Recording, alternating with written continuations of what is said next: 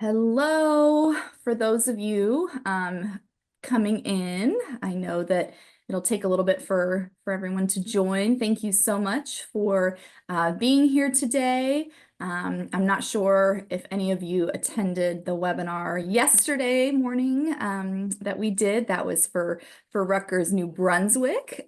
This is a Rutgers week all around. So today we have the opportunity to focus on Rutgers-Camden, which we're very, very excited about.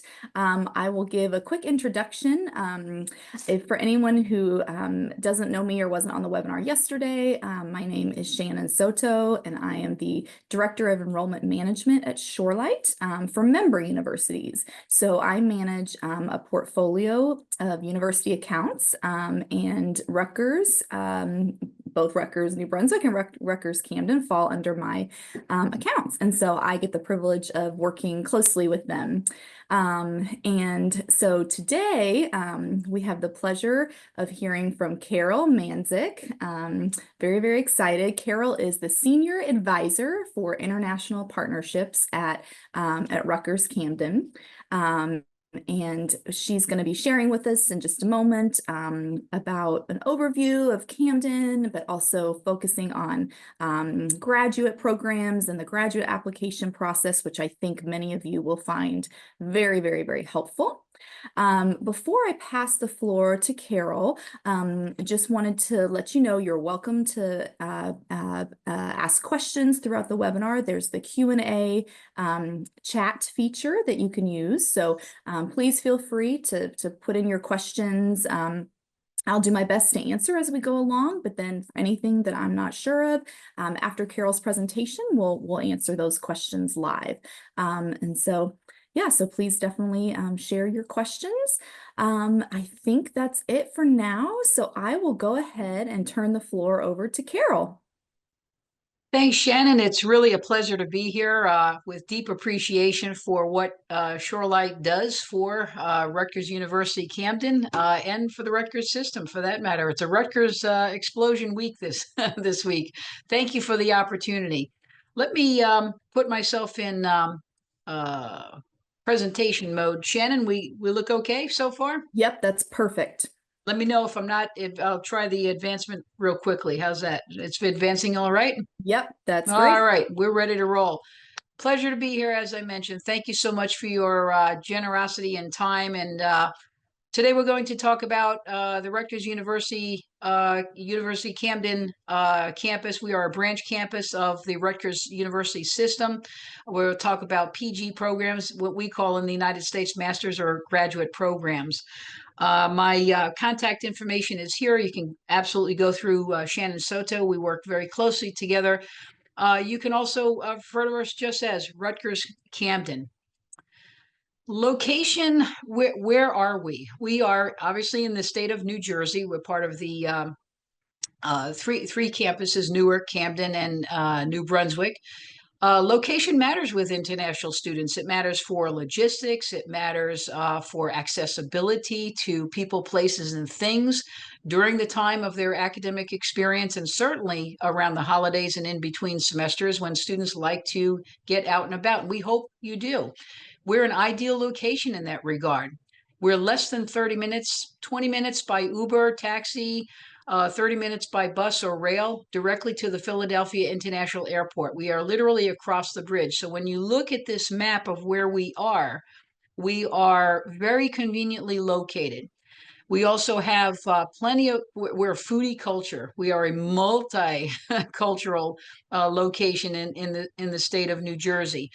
But our location is a real asset because we are within train or car distance with easy access to the big three: Philadelphia, New York City in the heart of Manhattan, and Washington, D.C. We are a very welcoming community. Now, we like to say this: we're Rutgers smart and Camden strong. We have grit and determination. There's a long history in Camden for industry and businesses, and we are also home to about 15 to 20 Forbes 500 companies that are in and around the Camden area. We also are very friendly. We're very supportive. And we like to say this, if you're looking for an Ivy League education, but you want it on a smaller level and you don't want the largest arena, then we're the right size. Here are some of our demographics to illustrate that. We have a little over 6,000 students. We have about 275 and growing international degree seeking students from 49 countries and growing. We're in a metro area. We're urban metro setting.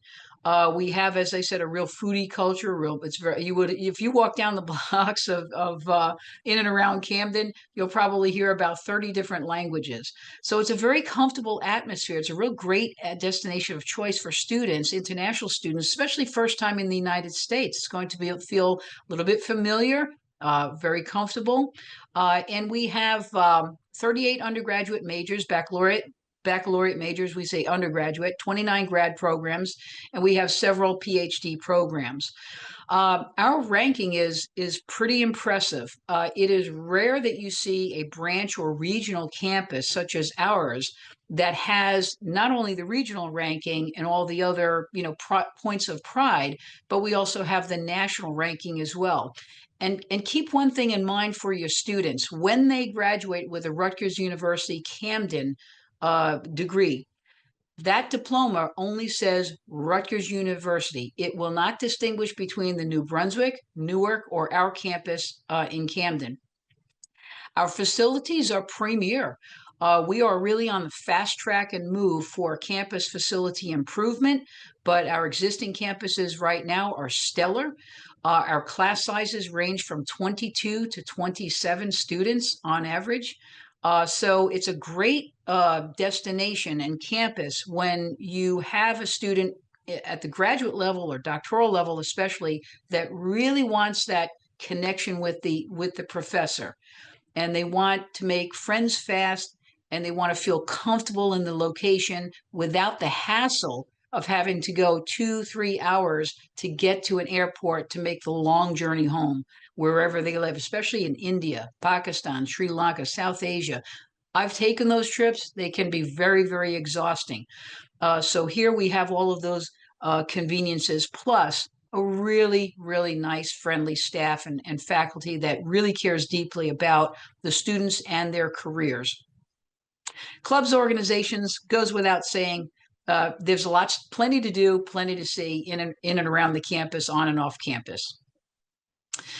I'm often asked, do we have housing for grad students? And the answer is yes. In fact, we have what's called the Cooper 330. We're on Cooper Street, so I guess that's how they came up with the name. We have private and shared options, all kinds of variety of apartment style living. The student is not required to live on campus. They are segregated, separated from undergrad students. So they're in the big house, if you will, the big leagues, when you're a grad or a PhD student. Very nice quality of living. The dormitories are clean. They're relatively new, in fact. But again, grad students have a tendency to want to live off campus, but just know that you have that option to come on campus with meal plans and the conveniences of being minutes from the classrooms. And that goes for also off-campus living as well too. If there's a clustered amount of apartments, we're really a college town. All right. These are the actual graduate application deadlines. I've listed here 24 out of the 29 grad programs that we offer with various deadlines, obviously various program requirements. A good rule, please refer to your Shorelight guidance and on deadlines, application deadlines. We always advise, of course, I'm sure Shannon would agree with me, apply early, apply early, apply early. Don't wait till the last minute. But we're plenty in STEM. Our MBA program right now is under review to become a STEM designated program. We don't know when that'll happen, but we hope it's going to be soon. But we're rich in the sciences, rich in the technology degree programs, healthcare, anything big data, CS, we have. And again, with those smaller class sizes, you'll find that that one-on-one mentoring is going to be existing here at Camden, where it just simply would not be possible at such a larger arena. Within these programs, too, it's worthy of mentioning, we also offer certificates. For example, in our MSCS, we have a cyber certificate. We have concentrations, specializations, and the English language requirements. I won't spend a lot of time on that. They're listed down below. And with some caveats that you see within grad programs, you'll find though that our English language requirements are pretty less burdensome. Let's put it that way. And we accept the typical TOEFL, IELTS, and Duolingo. All right, cost, of course. A little bit of a range here for a lot of reasons. I'm just giving you the estimated range because we have the way Camden is set up. We have the School of Business, the School of Arts and Sciences. The School of Business, a good rule of thumb to think of when you say School of Business is two primary programs, if you will, that students go after. They have more, obviously, but the MBA and the Master of Science in Business Analytics. Everything else falls under either the the Graduate School of Arts and Sciences, such as MS and CS, humanities programs. So I'm basing this price on those very things. Now, hang on to your seat. All Rutgers campuses use the I-20 amount. As you well know, that the I-20 amounts are more inflated for visa reasons alone. And they are really a conglomerate of all programs, all things graduate or all things undergraduate, plus all those extraneous costs like room and board, meal plans, insurance, books, miscellaneous living costs, the whole 9 yards. So just please know every university campus uses the same amount for undergrad, grad. We are what I would consider, however, though, at Camden, very competitively priced. With that said, do we have graduate scholarships available? We do. They're limited. Let me give you the distilled version. First and foremost, there's no application necessary for any of our scholarships that fall under the School of Business or the School of Arts and Sciences. Excuse me. The candidates are, when admitted, candidates are put into a pool of potential scholarship recipients, and the student will be notified on average be anywhere between 2 and 8 weeks from that date of admission. Subject to budget funding every year, so I'm not making any commitments or promises. Do we offer scholarships? Do we select motivated, talented students? They're all academic merit based. Yes. Okay. And these are the terms and conditions. And this, for the sake of time, we'll send this out afterward, of course. But please know that at least scholarships, we have some available, and the candidates will be reviewed by each and every department for that and be notified. Okay. Now into the how to apply to grad programs. Let me try my best to demystify the Rutgers application process. You do have to apply to each campus separately. We do hope you'll choose Camden as a destination of your choice. We are on a mission to increase our international enrollment. We absolutely love our students. I have personally met with the deans and many of the faculty at Camden who were once F1 visa holders themselves long ago or a short time ago away. But we are a global campus, and we invite you to apply, and I guarantee you that the student will have an extraordinary experience at this particular campus with our dedicated faculty, world-class faculty, and dedicated friendly staff. All right. Let's start the grad program application. I'll skip through some of these slides for obvious reasons, but and just kind of give you the shortcut. But here's where you start. Here's our application portal address. You start by clicking on Create New Community ID. The next screen you're going to come up to is actually to register. So you will put in the student's email address, of course, and this is probably going to be old news to you, but I'll mention it anyway. Of course, the Camden Rutgers Camden needs to communicate to that students. We're always in touch as Shorelight, Rutgers partners. But you enter the student's email address, you'll get a response, thanks for registering for the community ID. So essentially, you're already seeing right now that the community ID is actually your email address as you register. The next thing the applicant will receive is the email, and it'll give you instructions to that very email that was just registered to click on create the account, the community ID account. It'll provide that link, and it'll take you here. Here's where you register with a unique password. So make sure you write that down, of course. The password rules will pop up as well too, and then click register. Now, once you register and enter that unique password, then you'll go back in and sign in with the same email and that unique password. So same email, the password that you've created, and then log in. You'll be guided every step of the way during this process. So what I'm sharing with you is actually a test run that I did as though I were a graduate student. Next, you start the application. I will say we've got one of the best student portals you could absolutely hope for. Students can track on the side there when their application was submitted, the status of it at every step of the way, and the decision that is made. The big tip I have already is to tell students and counselors, this is for you as well too, to keep an eye on those emails and check the spam folders. Universities like ours, like Camden, once that application is submitted, the chain of communication email starts, and it's vigorous and it's routine. Okay, so the student will be assigned an application ID, as you see here, once they click the apply now. The next step is working your way through each screen. It's pretty easy, actually. No surprise when it asks for your name, your surname, demographic information. But first, make sure that the type of application you choose, in this case, graduate, okay? You can always amend the application. You can always save it for later. So don't feel like you're on any other time constraint. Take your time, think through it, and you'll get through it very easily. They'll ask for applicant information, personal data. Some of the screens also you'll see, of course, are contact information, whether the student wants to be contacted through their mobile or a landline or a couple of numbers. Home country, don't forget to list the country code and city code on numbers. You'd be surprised how many people leave that off. And then scrolling through, you get to the address.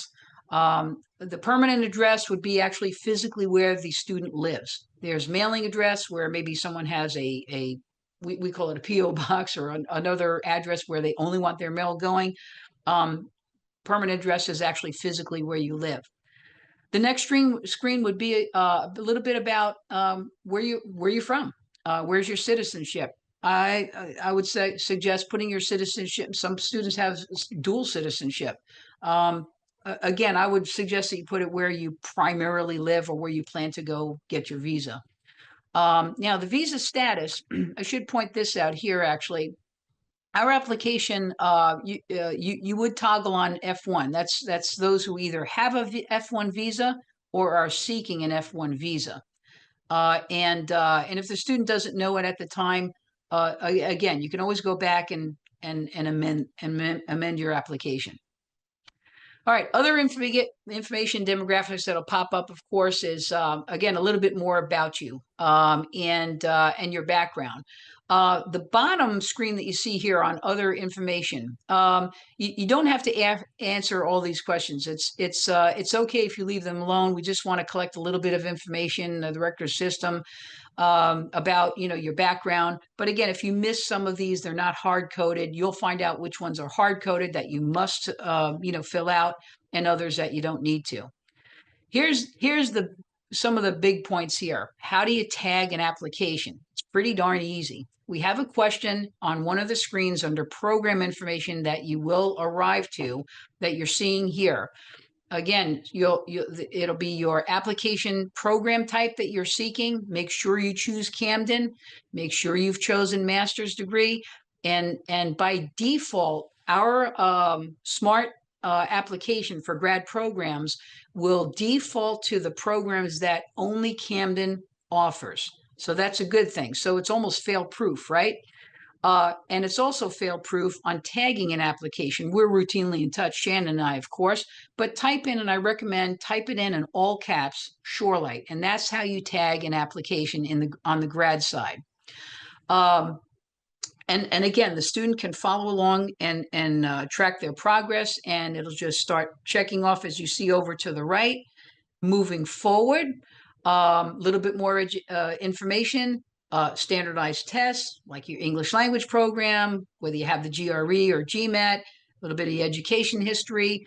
Also, under education history, the Rutgers University application is pretty smart. It recognizes literally thousands of international universities. So that's a good thing. Saves you a little bit of time. Next screening is about funding. As you probably know, financial aid, the term financial aid is very specific to domestic students. Avoid going into any territories where you say FAFSA or Stafford loans or things like that in undergrad, grad applications. There is a standard question on Rutgers that asks, are you able to meet the full cost of your education during your degree program? Answer, yes, I recommend. And of course, 1 year only of financial guarantee or financial certificate will be required for the I-20. If the student is interested in any fellowships / financial aid, I'm gonna divert you now to say scholarships. All right, you're more than welcome to put down International Chancellor Scholarship, and that phrase is important because that refers to those scholarships, those academic merit-based scholarships for the School of Business and the Graduate School of Arts and Sciences that might be awarded to the student. Again, no guarantees here, but that's categorically what we offer, International Chancellor Scholarships. All right, more screens, right? Let's see, a little bit about the student's work experience, if they've got any academic awards or honors, and then you get to the personal statement of what we call the SOP for grad programs. And now you have a couple of choices here. You can the student can upload their SOP now, or they can go back into the application and upload it. Recommendations, the student will put the professor's or maybe a supervisor's email address in there for each letter LOR or letter of recommendation that is required. You review and submit the graduate application, and then you can give yourself a pat on the back. Great job, right? Here's another key point. The Shorelight exclusive application fee waiver. Don't forget to verify the waiver code, very important. Once you click that, it takes just a second to say it's been verified and the application fee waiver has been applied. So again, great job. It's now submitted. You'll see the status of that to the left of the student's portal, that application portal. You'll see that the application was received, that the application fee has been verified and applied. And then the student will receive an auto email generated about all of that and what might be needed on the checklist, to review the checklist, I should say, better well said. To get back into the application, here's where a lot can go wrong, but it's easy to fix that. You simply don't go into create a new. This happens more on the undergrad side than graduate. But when you want to go back into the portal and you've established that email and unique password, just simply go here, whereas you already have that community ID. So think of that email and password, if you will, is that you've already set up, registered your community ID. So go into community ID, and then you'll be back into the portal and see where your progress is. The recommenders will receive, by the way, once those emails are put in for those LORs, they will receive the recommendation request you see to my right. That their input is solicited. Do we accept uploads of copies of the LOR? Yes, of course. Will the application require that the recommenders do upload on letterhead? Yes, that's inherent in every grad application across America. Pretty, and then of course you'll see that application fee waived as well too. Pretty easy stuff, actually. So what I'm really saying is every step of the way, there'll be an easy instructions here. I thought it'd be worthwhile to show you what is completed by the recommender. In other words, what they'll interface with or see here. So they'll, and I would say, by the way, here's another tip: tell the students to let their recommenders know, which program that they're applying to at Camden. And give them the website even so that they can brief themselves, so that they can upload their comments, their LOR, and give their strongest opinions about that student to be strategic. All right. So with that said, here are some tips. Apply early. Be sure the application is complete. Make sure copies of everything, your English language score report, your GRE, your LORs, your SOP are all clean and legible copies. This matters greatly because you'd be surprised. Some students skirt a little bit and, we can't get a legible copy. Just make sure everything's clean, legible, transcripts, everything. If they have a WES or SpanTran, make sure they're all legible. Submit all official score reports from testing agencies directly to Rutgers-Camden with the application, ideally, or afterward, no later than prior to registration for courses or enrollment in the given intake semester.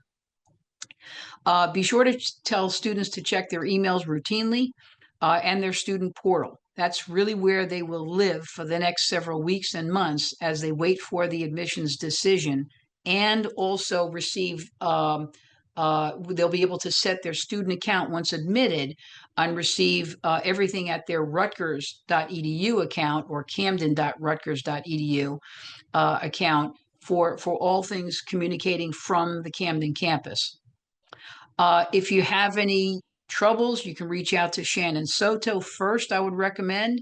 And I'm also availing myself for assistance, but I would work through Shannon first.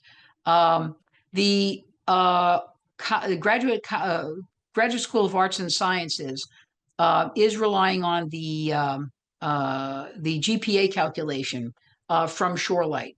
The School of Business, however, is still requiring the SpanTran or WES evaluation with some caveats to it. If the student has already, a lot of students already have a WES evaluation because they may, the average grad student applies to 3 to 5 grad programs. One of those schools, I guarantee you, will require a SpanTran or a WES. But if they do have that, that's great because, upload it because that'll help the processing time greatly once it hits any of our departments. And make sure the student, when admitted, makes the commitment, does their intent to enroll in a timely manner. There are deadlines for when you can commit, and also there are deadlines, when you can get an I-20. And of course, with the visa bookings and such, it's very important to operate very efficiently and in a timely manner. The TAT for grad programs in America and for Camden is no exception, can be anywhere from 4 weeks to 4 or more months. We get thousands of applications, literally thousands, for example, the MS in data science and the MS in computer science. Those are 2 really hot degrees. So in and among 2,000 or 3,000 applications, you can imagine the tasks that the department has. So please be patient with some of our departments. Some of them work a bit more rapidly. Some of them, because of sheer volume of very qualified applications. Camden is selective. It is not an easy university branch campus to get into, and our programs are very competitive. So our TAT time is respectable, within line of other universities of similar or even larger type, but we operate as quickly as we can. Now, we'll open it up for Q&A in just a little bit, but I just want to say too, thank you. We do deeply appreciate what Shorelight is doing for Camden. We get great students. We appreciate and value the partnership. I know how difficult the task is to recruit students. I do hope I've given you a sense of who we are at Camden, and we'd be delighted to have more students coming through you. So thank you very much. Let's open it up for some Q&A, Shannon.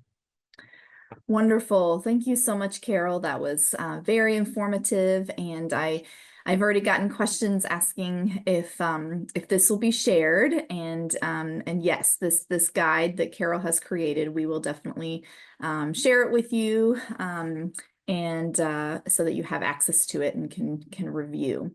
Terrific. Yes. So let me take a look here. We've had one thing before we start the questions. I do want to point out, just as what was mentioned yesterday, if anyone was on the New Brunswick call as well, for all of for the two campuses, New Brunswick and Camden. Just a reminder, it is a two-step application process. So that's very important. So please always start with the Shorelight application. That is very, very important because that's how we're determining that it truly is a Shorelight lead. So please always start with the Shorelight application, and then once that's complete and admissions has reviewed the file, and the student has met the qualifications we're looking for, we will flip the application to Camden through our portal, and the student will receive an email from Shorelight letting them know, hey, go ahead and do the next step, which is to apply to Camden directly and to follow this process. So just a reminder there. I want to make sure that's clear. That's All great right. of you to do so. Thank you. It's a very important point. Yeah, because we want to follow the protocols here. So thank you for mentioning it. I appreciate that. Yeah, no Yeah. problem. Okay, so first question, is 15 years of education accepted at Rutgers Camden? Those 3-year Indian degrees, very popular question. We've already talked about WES, but the second part is, do we require WES, and do you have any backlog cap? Okay, so I've talked to the deans extensively about the backlogs. Our ideal candidate is a candidate. Well, let's handle the backlogs first. Our ideal candidate is no backlogs, and I would recommend also too having no backlogs or applying when those backlogs have been completed and satisfied. Here's why: we are competitive. We have hundreds of other applicants who have say graduated, have received their we have their semester by semester transcripts, their evidence of diploma. They might be in working capacity even. And so I would say this strategically, it's always best to apply for an intake semester when you have a complete transcript anywhere USA.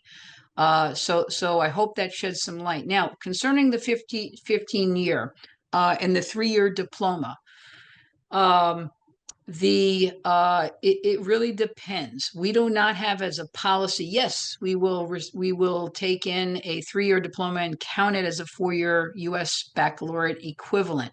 It is typically a WES evaluation or a SPANTRAN or EC, EP, a NACES evaluation that must determine if that 3-year diploma is truly equal to a 4-year baccalaureate.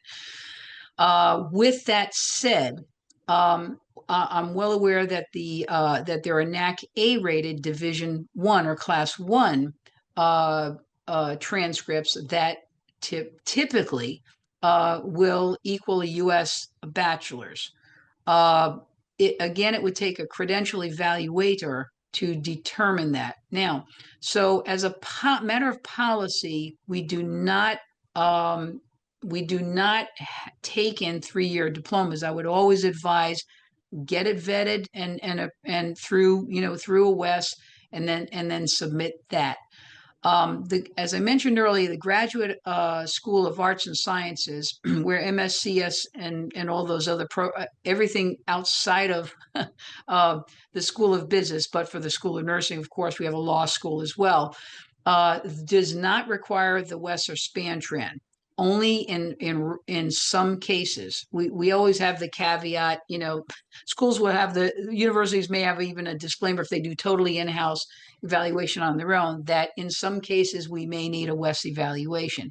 The School of Business will need a WES or a Spantran, which is on their website, of course, and we have discounted rate with Spantran. There's a pop-up link that I've shared with Shannon and our WES ICAP as well. I can put that in the PowerPoint as well too.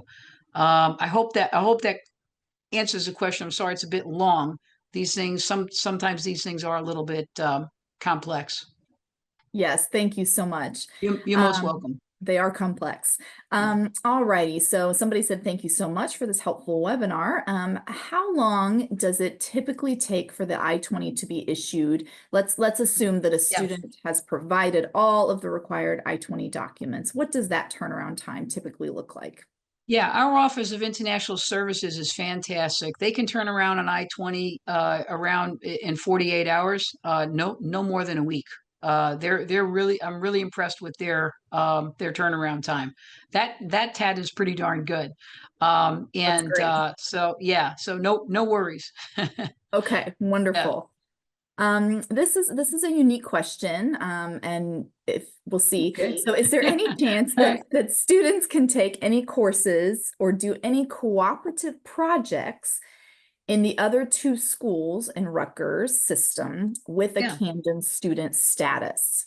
That's a wonderful question. The short answer is yes, they can take a course, and we do have students at Camden that maybe pick up a unique summer course at the New Brunswick campus.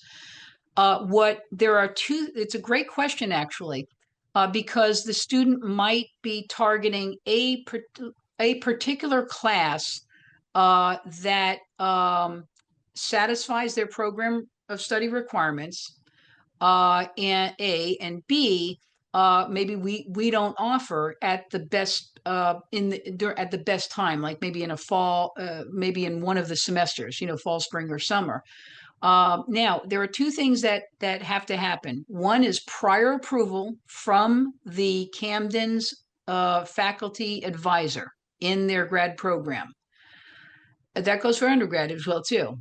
Second, that course that they wish to take, whether it's an online course or a physically present on campus at Newark or New Brunswick campus, is actually open to students outside of being a degree or matriculated student at New Brunswick or Newark. So those two things have to happen. And the student can consult their faculty advisor. The student can actually even look and see for classes that may be open or closed to students that are non-degree seeking at that particular campus.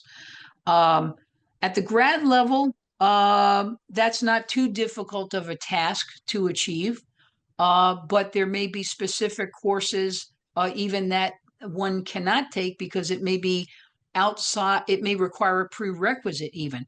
There's a little bit of factors that go into that, but fundamentally, yes, it is possible. How's that? That's great. Yeah. That's great. Yeah. Yes. Yeah. And that goes for other universities, of course, too, I hope that helps. So we're within driving range as well too, so. That's But great. I think with that said, you'll find that we have a robust array of coursework at Camden. So Wonderful. All right. So the next question, is there anything that we can recommend, the Shorelight can recommend to agents to help better screen a candidate for Camden? Of course, we have our Shorelight has our screening requirements that we're looking for, that were provided by you all before we actually recommend that the student move forward with the application to Camden. We're talking academic screening. I trust Shorelight implicitly with all of that, or are they looking I for think if maybe there's things just beyond that, fit or something? Yeah. Yeah, I'm thinking maybe just beyond that. Of course, we would be requiring the documents and the minimum requirements for consideration. Yeah. I would say, yeah, there's a couple things maybe worth talking about. Sometimes a student they may be really on the line with respect to their English language proficiency score. They might have maybe a 78 instead of a 79, for example. And the question is, should they apply? Or the GPA. You saw it in our earlier application deadlines for the grad programs. Minimum GPA for most of our programs are 3.0, for consideration. So you get a student that has a 2.75, for example, in the grad program, or they're just missing 1 or 2 points off the English language requirement. Should they apply? And the answer is yes, actually. Here's why. Students that have just missed the GPA or just miss I'm not encouraging this, by the way. Of course, we want to set the minimum. The stronger I should clarify, so I don't get in trouble here. Well, you always want to meet the minimum requirements that the university, in our case, Camden, is publishing. That is a factoid. So I wouldn't go bananas, on cultivating students that are under that 3.0 or under the TOEFL, IELTS, Duolingo scores. That's when you have that rarity. When you have that rare student where they're just missing the GPA by a whisker or they're just under. Talk to Shannon, get in touch with Shannon, who gets in touch with me. It's going to be those one outline student every once in a blue moon. So I want to clarify that. So every once in a while, you get that. And I say, well, let me see the transcripts. Let me see where their strong points are in their grades. And we'll make that recommendation to go forward or not. Now, the larger population that we're obviously after only, exclusively, are those that meet the minimum qualifications of those academic quals, which Shorelight takes care of, and certainly recruiters like myself take care of when we're on direct recruitment. So we always want those minimum qualifications and higher. Now, beyond the academics, beyond the academics, I would say talk about discuss with the student what their top priorities are. Do they want safety? Do they want smaller class sizes? Do they want mentoring? Do they want to be in a comfortable atmosphere where they can anytime, anywhere, just about, talk to their professor, Do they want to be do they want to be competing for a couple of internships when you have 300, 400 other international students within that department of, say, school, that are competing for those two spots? Or do they want a smaller, more comfortable arena where they can apply to internships without 300, 400, 500 students also applying,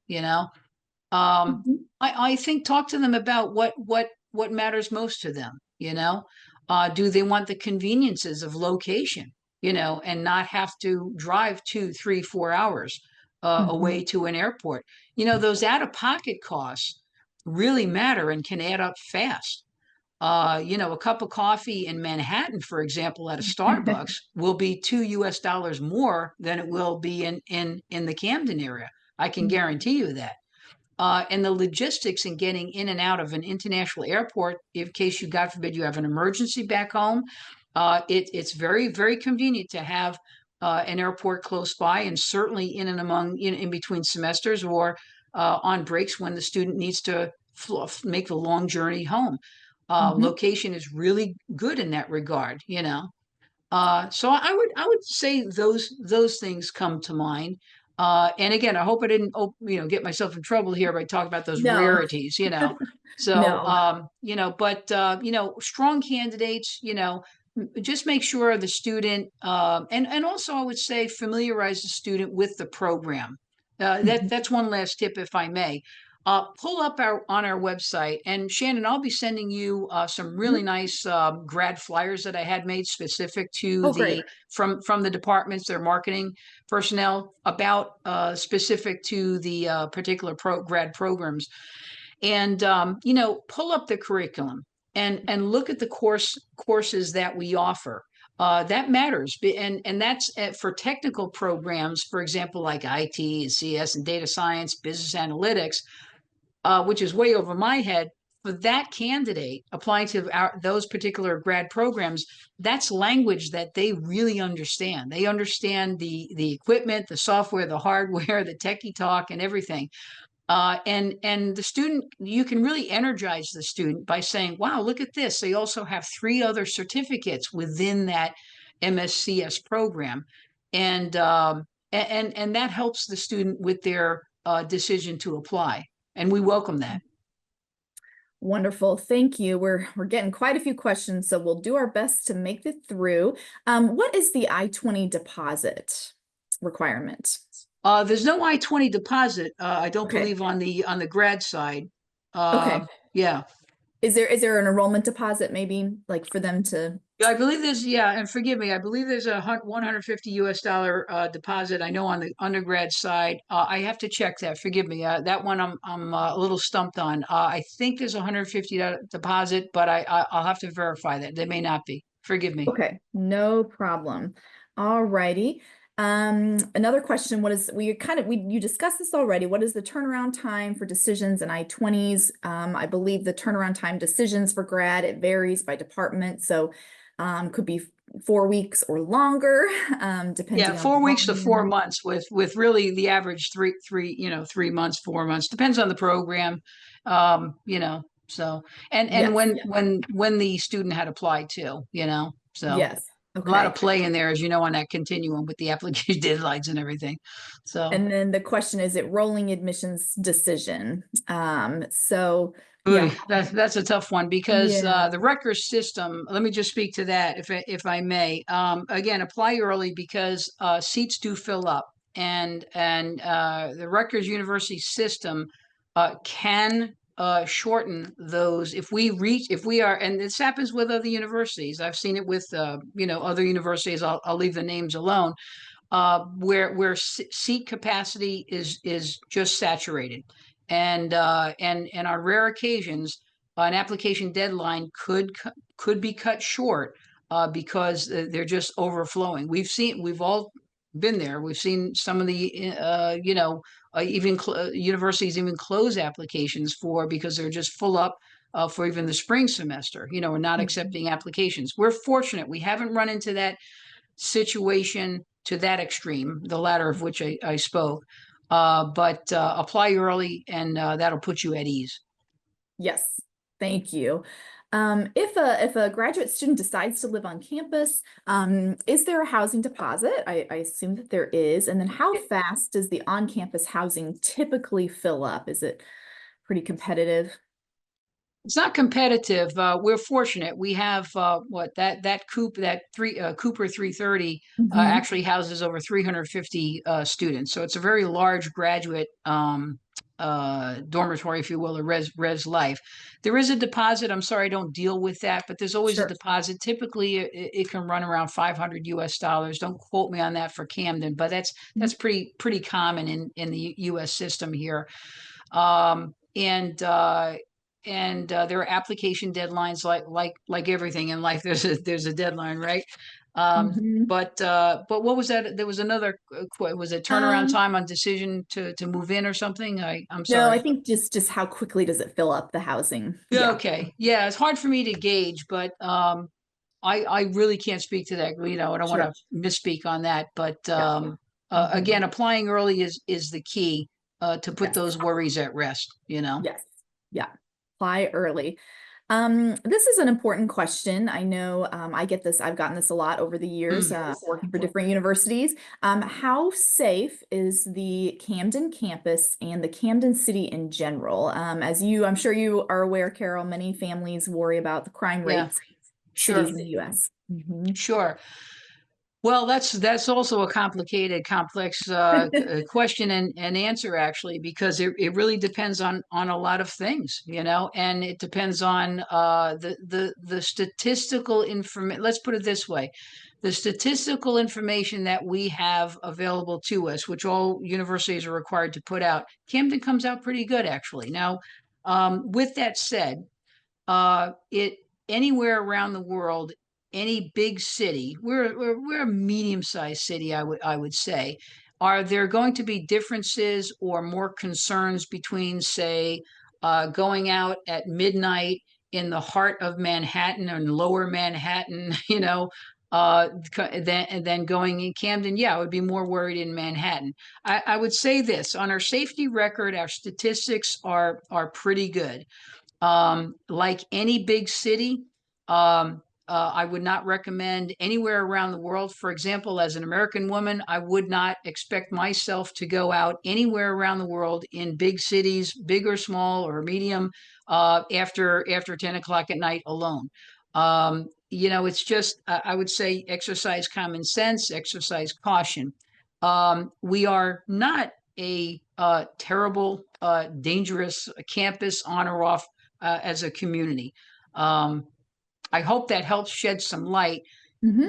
One would have to really drill down to see what's happening, but we have a pretty good track record. Let's put it that way. So Wonderful. don't have Thank you. any immediate concerns.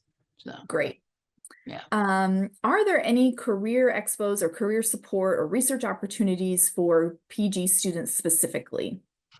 Yes, on all of those things. We even publish internships, cooperative experiences. Internships are an integral part of all of our programs in the grad programs themselves. Some have requirements, some are optional, but they are there. And again, leaning on that location with a lot of tech industries and healthcare industries. Being in a robust, dynamic city such as Camden and in the state of New Jersey, close to DC, Philadelphia, and New York, you're in a great northeast corner pocket, if you will, Mhm. for opportunities that are abundant. So there are on-campus opportunities. There's jobs on campus as well too. Mhm. It just really runs the gamut. Um, on that, let me pivot over that for a second. This is actually a good tip too. Grad students have a tendency to arrive late. They come during the week that classes are starting.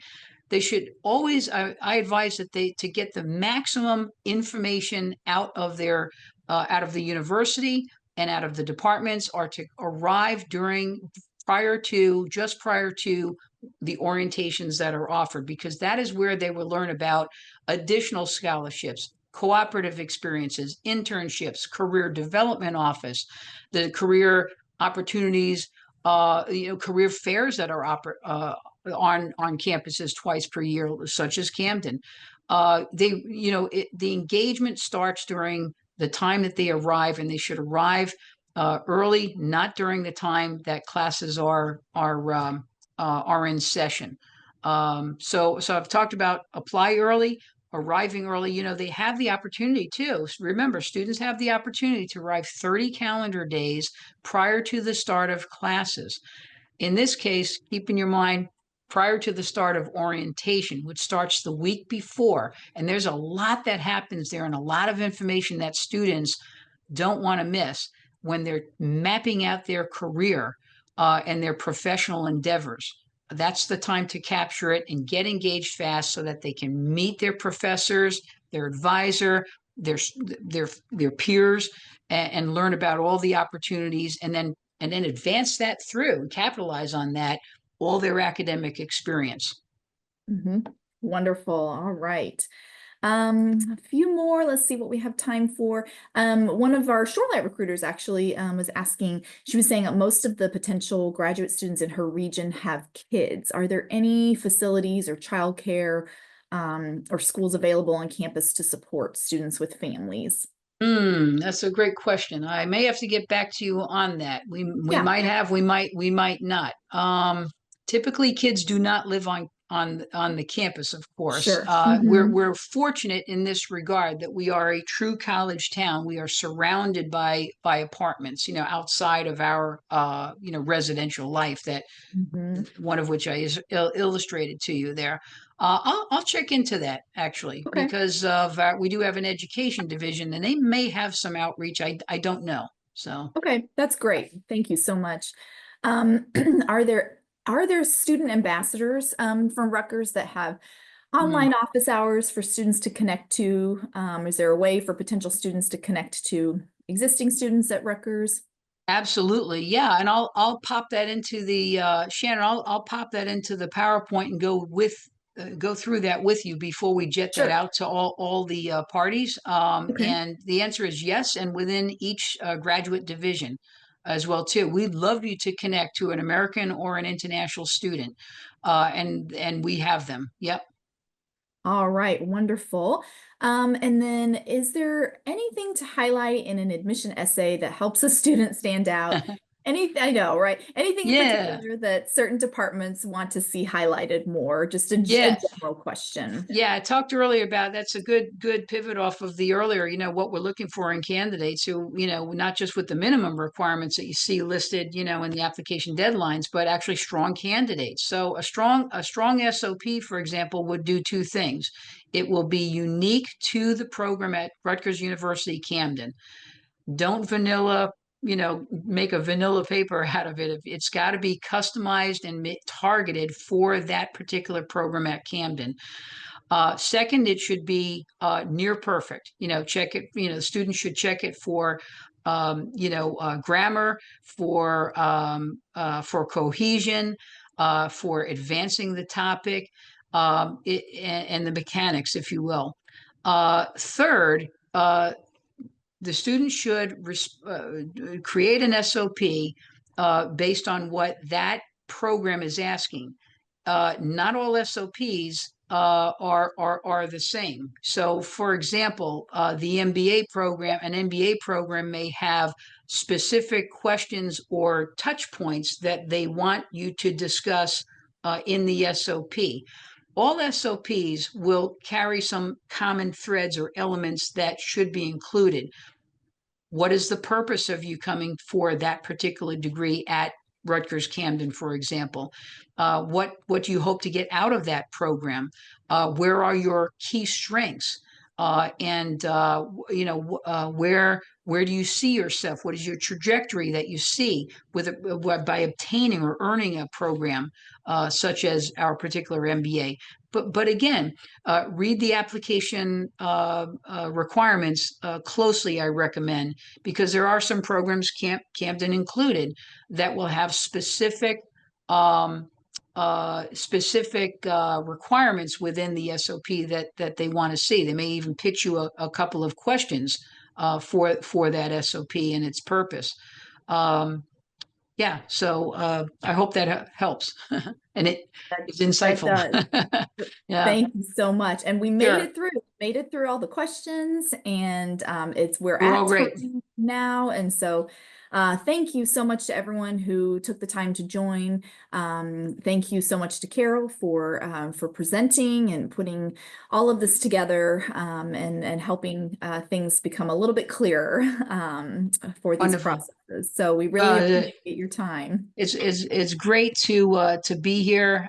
Really appreciate it, and we'd love to see more applications. Again, thanks for all you do for Shorelight, and Shannon, thanks for letting me be with you today. Sounds great. All All righty. right, Thanks so much, happy everyone. Have a recruiting all. wonderful day. All right, take care. Bye-bye. Bye bye now.